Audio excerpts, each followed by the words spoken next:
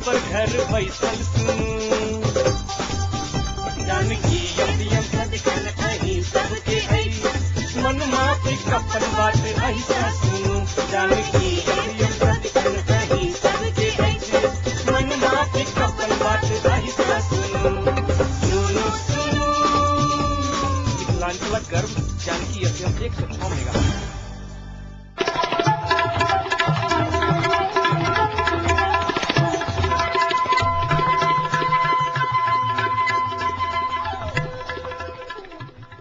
नमस्कार, Janaki FM 106 megahertz Janaki समाचार में अपने के स्वागत है। जैसा सुनल जाओ समाचार। एखनुक मुख्य समाचार।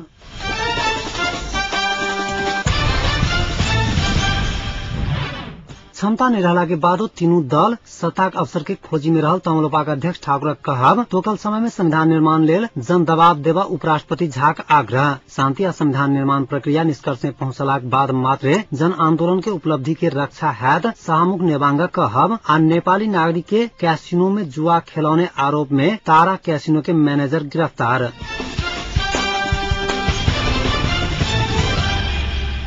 तराई मधेस लोकतांत्रिक पार्टी का अध्यक्ष महंत ठाकुर प्रमुख 3 दल में क्षमता नहीं रहला के बादो सत्ता का अवसर के खोजी में रहल बतौली निशा महोत्तरिक सदरमुकाम जलेश्वर में मध्यमांचल क्षेत्रीय क्रिकेट प्रतियोगिता के उद्घाटन करते अध्यक्ष ठाकुर माओवादी कांग्रेस आ एमाले के कारण देश अखैन द्वंद्व में फंसल बतौली निशा देश में अखैन सबसे पैघ चुनौती शांति प्रक्रिया आ संविधान निर्माण निष्कर्ष में पहुंचाउनाई रहल समय में तीनों पैघ दल कुर्सी छिना छिनौल के खेल में लागल ओ आरोप लगौली निशा शासन प्रशासन ओकरा सभक हाथ में रहल आ मधेशवादी दल सब तरफ से पीड़ित रहल बतबैद ठाकुर बात पलट में तीनों दल खप्पिस रहल बतौली निशा तीनों पैघ दल लिखित समझौता कैला के बादो कार्यान्वयन नहीं करने बतबैद ठाकुर तीनों पैघ दल रात में समझौता कका दिन में बिसरते आल आरोप लगौली निशा तेना कार्यक्रम में बजे तमलोपा केंद्रीय उपाध्यक्ष ब्रिखेश चंद्रलाल मधेश के दबावक षड्यंत्र भ रहल आरोप लगौली निशा मधेश में विकास निर्माणक काज नहीं भेल बतबैद लाल जाधर स्वायत्त मधेश नहीं हेतैक ताधर इस समस्या मधेश में यथावत रहतैक बतौली निशा 100% कर में 76% कर मधेश बुझा रहला के बादो मधेश में विकास निर्माणक काज नहीं भ रहल हुना कहब छैन तेना युवा तथा खेलकूद मंत्री गणेश नेपाली संविधान निर्माणक काज में मधेसी जनता सजग नहीं भेलैक त पैघ दुर्घटना हेतैक बतौली निशा कार्यक्रम के सभापतित्व खेलकूद विकास समिति महोत्तरीका अध्यक्ष गजेन्द्र गुप्ता कैने छलैथ कार्यक्रम में कैन के केंद्रीय अध्यक्ष गिरिजानंदन मिश्र तमलोपाक जिला अध्यक्ष अभिराम शर्मा सहित के उपस्थिति छलैन।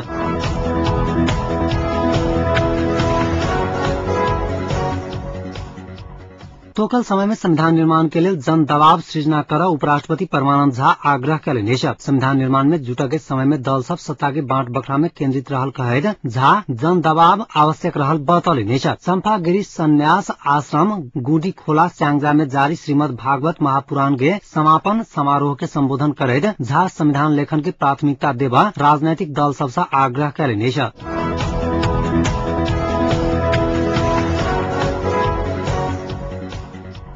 संविधान सभा का अध्यक्ष सुभाष चंद्र नेवांग शांति आ संविधान निर्माण प्रक्रिया निष्कर्ष में पहुंचला के बाद मात्र जन आंदोलन की उपलब्धि के रक्षा हैत बतौली निशा और राजनीतिक दल सब एकजुट हैत तकने जनचाहना अनुरूप संविधान निर्माण होबाक विश्वास व्यक्त कैली निशा लेवछाड़क अवसर में राजधानी के खुला मंच में आयोजित कार्यक्रम के संबोधन करैद नेवांग संविधान सभा मार्फत नया संविधान नहीं बन धैर दल सबके एक साथ भक चल परत बतौली निशा देश के समक्ष दिक्कत समस्या आ चुनौती सब रहितो ओई चुनौती के उपलब्धि में रूपांतरण कैल जा सके कहैद 10 दिस मुंह नहीं घुमावा ओ दल सबके सुझाव देले निशा शाहमुख नेवांग संवाद आ सहमति मार्फत समावेदन के आधार में बजाउल गेल संसद अधिवेशन सहमति में पहुंचल स्मरण करैद आसन्न अधिवेशन के संवाद सहमति आ समझदारी के रूप में प्रयोग करा दल सब संग आह्वान कैले निशा अधिवेशन से देश के सरकार भेटबाक विश्वास व्यक्त करैत ओई के लेल नागरिक के दबाव देवा परत बतौली निशा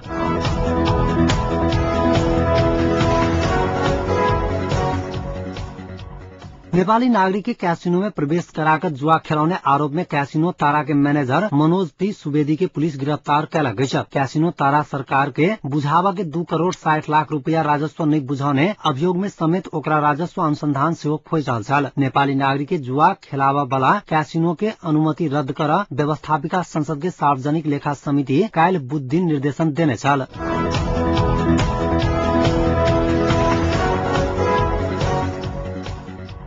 महोत्तरी पुलिस 2 महीना एम्हर 30 बीघा में लगाओल गेल अवैध गांजा खेती नष्ट कयल गइछ। बीतल कार्तिक 17 गते से शुरू कयल गेल गांजा खेती नष्ट करबाक अभियान अंतर्गत 30 बीघा में लगाओल गेल गांजा खेती नष्ट कयल गेल जिला प्रहरी कार्यालय महोत्तरी जनौलक गइछ। महोत्तरीक भटौलिया, कोल्हुआ, बगिया, अनकार, अजमरपट्टी, डाम्ही मड़ई, महादेवपट्टी आ हलखुरी सहितक विभिन्न स्थान में बेर बेर गांजा खेती नष्ट कयल गेल पुलिस जनौलक गइछ।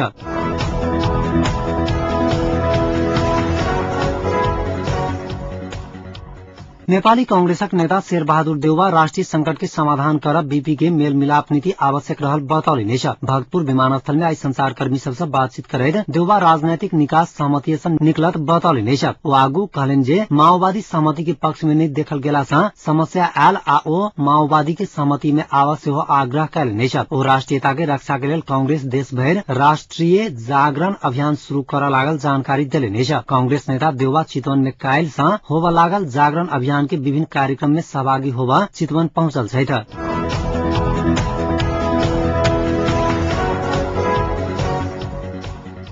कांग्रेस सभापति सुशील कोइराला संसदीय दलक नेता रामचंद्र पौडेल आप बनवाला नया प्रधानमंत्री रहल कहत उम्मीदवारी फिर्ता नहीं लेल जात बतौलनि छ। विराटनगर विमानस्थल में आज संचारकर्मी सबसे बातचीत करैत सभापति कोइराला पार्टी के नीति अनुसार संसदीय दलक नेता प्रधानमंत्री के लेल पौडेलक विकल्प नहीं रहल बतौलनि छ। ओ एमाले के द्वैध चरित्र के कारण नया प्रधानमंत्री के लेल समस्या उत्पन्न भेल बतौलनि छ। ओ कहलनि जे एमाले माओवादी गठबंधन के सरकार बनत कांग्रेस के आपत्ति नहीं हाथ बतबैत कोइराला अपना सब विपक्ष में रह तैयार रहल बतौलनि छ। देशक रक्षा के लेल सब पार्टी सबके मिला के विकल्प नहीं रहल कोइराला बतौलनि छ।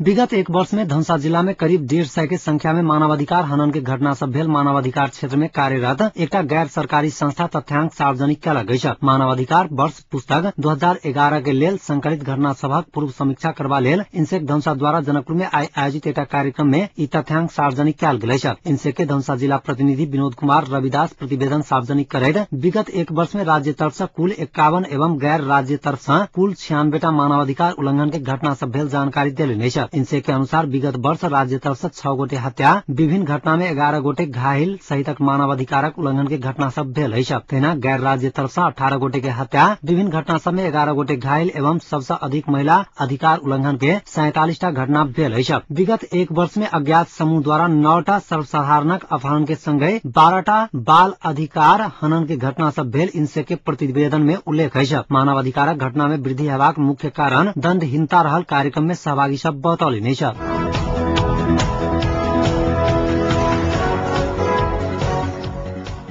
आब जनकपुरक तापक्रम अखन जनकपुरक तापक्रम 20 डिग्री सेल्सियस रहल अछि।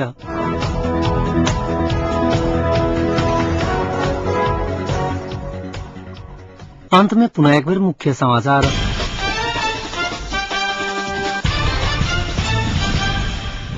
क्षमता निरहला के बादो तीनों दल सत्ता का अवसर के खोजी में रहल तमलोपाक अध्यक्ष ठाकुर कहब तोकल समय में संविधान निर्माण लेल जन दबाव देव उपराष्ट्रपति झाक आग्रह। शांति या संविधान निर्माण प्रक्रिया निष्कर्ष में पहुंचला के बाद मात्र जन आंदोलन के उपलब्धि के रक्षा हैत सभामुख नेवांगक कहब। आ नेपाली नागरिक कैसिनो में जुआ खिलौने आरोप में तारा कैसिनो के मैनेजर गिरफ्तार। एखनुक समाचार एतै समाप्त होइतै। पुनः समाचार लग उपस्थित है। नमस्कार।